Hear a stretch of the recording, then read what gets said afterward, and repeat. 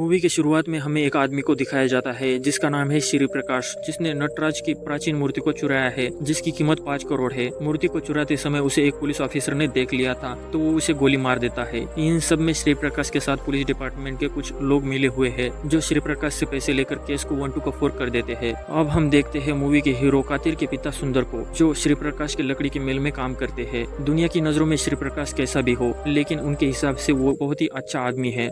जब अगले दिन कातिर के पिता कातिर के लिए लड़की देखने जाते हैं, जहां मूवी की हीरोइन विजी कातिर से कहती है कि मेरे पिता बीमार रहते हैं, इसीलिए जो शादी के बाद मेरे पिता को दहेज मिलेगा मैं उसी से शादी करूंगी, शर्त मंजूर हो तो रुक वरना निकल। और इधर अपने सुंदर चाचा बातों ही बातों में श्री प्रकाश का जिक्र कर देते हैं और विजय के पिता श्री प्रकाश का नाम सुनकर बौखला जाते हैं और उन्हें भला बुरा बोलने लगते हैं। कहते हैं श्री प्रकाश एक खूनी है, कल को अगर ये लोग भी उसके साथ किसी केस में फंस जाएंगे तो उनकी बेटी का क्या होगा। और गुस्से में कातिर के पिताजी को चाटा चढ़ा देते हैं और तभी कातिर गुस्से में विजय के पिता को लेटाकर वहां से निकल जाता है। कातिर एक ड्राइवर है जो अगले दिन अपने काम से दूसरे शहर निकल जाता है। इधर हम विजय के पिता को देखते हैं जो हॉस्पिटल में आए होते हैं, जिनके पैरों में कुछ दिक्कत है। डॉक्टर उन्हें ऑपरेशन करने की सलाह देते हैं। जब विजय पैसे निकालने एटीएम जाती है, वहाँ उसका एटीएम कार्ड फंस जाता है। कातिर अपने ऑफिस के लिए बस का इंतजार कर रहा होता है। तभी सदाशिव नाम का एक आदमी आता है जिसके हाथ में मंकी स्टिकर वाला बैग होता है। तभी एक चोर जिसका नाम सिद्धार्थ है वो मंकी बैग को चुरा कर भागने लगता है और कातिर भी उसके पीछे लग जाता है और बहुत मेहनत मजदूरी के बाद उस बैग को वापस लाता है। और इधर सदाशिव भाई साहब मास्टर इंडिया हो जाते हैं।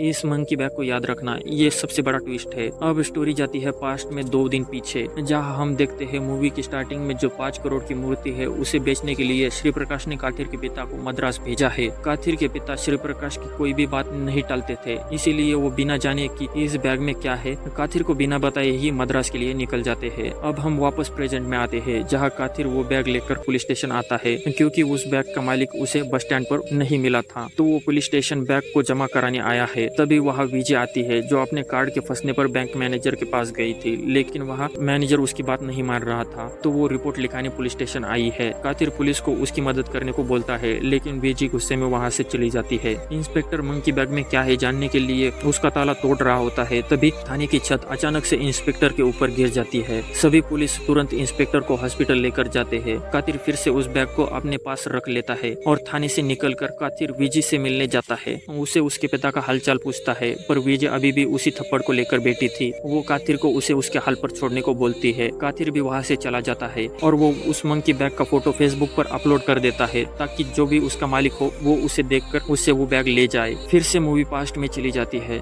जहाँ कातिर के पिता मद्रास पहुंचकर सदाशिव से मिलते हैं। सदाशिव उन्हें शेखर के पास ले जाता है जो इलीगल डीलिंग का काम करता है। शेखर सदाशिव को पैसे लेने के लिए मारवाड़ी सेठ के पास भेज देता है और इधर कातिर मंकी बैग को लेकर विजय के पिता से मिलने हॉस्पिटल पहुंचता है। विजय के पिता उसे भला बुरा बोल के भगा देते हैं। कातिर अपनी मंकी बैग वही भूल जाता है। विजय के मन में कातिर के लिए अब वापस जगह हो जाती है क्योंकि उसने उसके पिता से माफी मांग ली थी। विजय कातिर के पीछे जाती है और उसे बात करने लग जाती है। तभी कातिर उसे उसके पिता के इलाज के लिए कुछ पैसे देना चाहता है, लेकिन विजय उसे मना कर देती है और ऐसे ही ये एक दूसरे से मिलने लग जाते हैं और प्यार करने लग जाते हैं। एक दिन ऐसे ही एक होटल में ये चाय पी रहे होते हैं, तभी वहाँ एक महिला कातिर को उसके पिता का फोन देती है जिसमें कातिर का ही वॉलपेपर लगा हुआ था। वो बताती है कि उसके पति को ये मोबाइल कहीं पर पड़ा हुआ मिला था। तभी कातिर को उसके माँ का फोन आता है जो उसे बताती है कि तुम्हारे पिता श्री प्रकाश के किसी काम से मद्रास के लिए गए हुए हैं और उनका कॉल भी नहीं लग रहा। कातिर ये सुनकर बहुत ही परेशान हो जाता है। तभी सीन पास्ट में जाता है जहाँ कातिर के पिता शेखर के घर खाना खा रहे होते हैं। तभी शेखर श्री प्रकाश को कॉल करके कहता है सुंदर अभी तक आया नहीं। श्री प्रकाश चौंक जाता है, वो तुरंत सुंदर को कॉल करता है, लेकिन शेखर तब तक सिम निकालकर फोन कचरे में फेंक देता है और सुंदर के सामने दिखावा करने लगता है। इधर कातिर अपने पहचान वालों को अपने पिता के बारे में पूछताछ करने लगता है,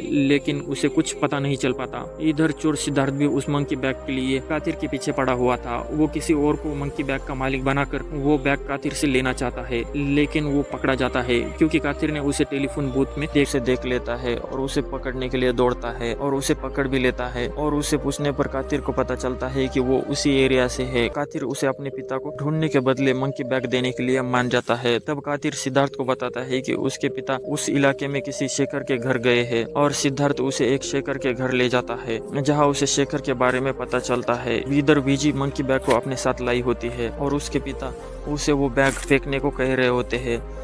थोड़ी देर में सदाशिव 5 करोड़ लेने मारवाड़ी के पास पहुंचता है।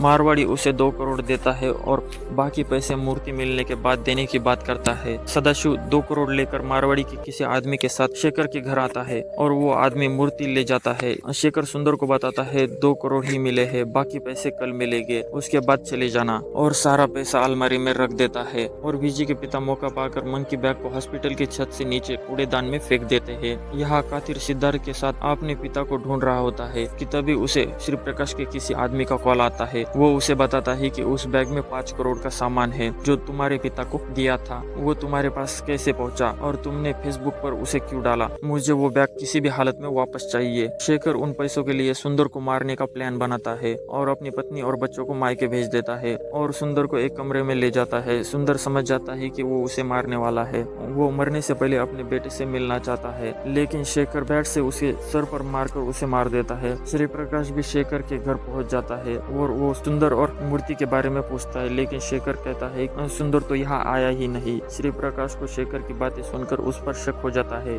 इधर कातिर की बातें सुनकर उस चोर को भी मंकी बैग में मनी के बारे में पता चलने पर वो कातिर को छोड़कर बैग की तलाश में हॉस्पिटल की ओर निकल जाता है। कातिर सिद्धार्थ का पीछा कर रहा होता है, तभी उसे रास्ते में सदाशिव मिलता है जिसके हाथों में उसके पिता सुंदर का थैला था। उसे देखकर वो अपने पिता के बारे में उससे पूछने लगता है, लेकिन सदाशिव उसे कुछ नहीं बताता। कातिर उसे बहुत मारता है और फिर सदाशिव बताता है कि शेखर ने उसे मार डाला और अपने साथियों के साथ मिलकर उसके बॉडी के टुकड़े टुकड़े कर दिए और सुंदर की मुंडी को उसी मंकी बैग में डाल दिया जिसे फेंकने जा रहा था। तभी मैं तुमसे पहली बार टकराया। और तभी कातिर देखता है कि उस बैग पर एक कुत्ता मुंह मार रहा था। वो चिल्लाता चिल्लाता हुआ उस बैग के पास जाता है और खूब रोता है। तब तक सिद्धार्थ भी वहां पहुंच जाता है। दूसरी तरफ शेखर श्री प्रकाश और उसके आदमी को मारने की तैयारी कर लेता है। तभी उसके दरवाजे पर मारवाड़ी का वो आदमी आता है जो बाकी 3 करोड़ लेकर आया था, जो पैसे देकर वहां से चला जाता है और इनकी लड़ाई शुरू हो जाती है। शेखर पैसे लेकर उसे छोड़ने को कहता है। तभी श्री प्रकाश उसे अपने दोस्त सुंदर के बारे में उससे पूछता है। तब वो बताता है कि उसे उसने मार दिया और तभी वो श्री प्रकाश को भी धोखे से मार देता है और उन पैसों से ऐश की जिंदगी जीने लगता है। और ऐसे ही एक दिन उसे अपने कार के लिए ड्राइवर की जरूरत होती है, तो वो एक ड्राइवर को हायर करता है और ये ड्राइवर कोई और नहीं अपना कातिर ही होता है। लेकिन कातिर को देखकर वो जान जाता है कि ये सुंदर का ही बेटा है, क्योंकि उसने सुंदर के मोबाइल पर कातिर को देख लिया था। शेखर कातिर को भी मारने के लिए रूम सेट करता है, लेकिन उससे पहले ही कातिर उस पर हमला कर देता है। कातिर पूछता है कि उसने उसके पिता को क्यों मारा। शेखर सारी बातें बताता है और उसे ये भी बताता है कि तुम्हारा बाप तुमसे मिलने के लिए बहुत गिड़गिड़ा रहा था, फिर मैंने उसे मार दिया। अब तू मुझे मारेगा, इससे ज्यादा तू कुछ नहीं कर सकता और तेरे पास कोई रास्ता भी नहीं है। तभी कातिर वहाँ से एक बैग लेकर निकलता हुआ दिखाया जाता है, जिसके बाद वो उस बैग को एक नाले में फेंक देता है। अगले सीन में शेखर की पत्नी को देखते हैं, जो शेखर को घसीटकर बाथरूम से बिस्तर पर ला रही होती है। तभी हम देख पाते हैं कि शेखर के हाथ और पैर कटे हुए हैं, यानी कातिर ने उसे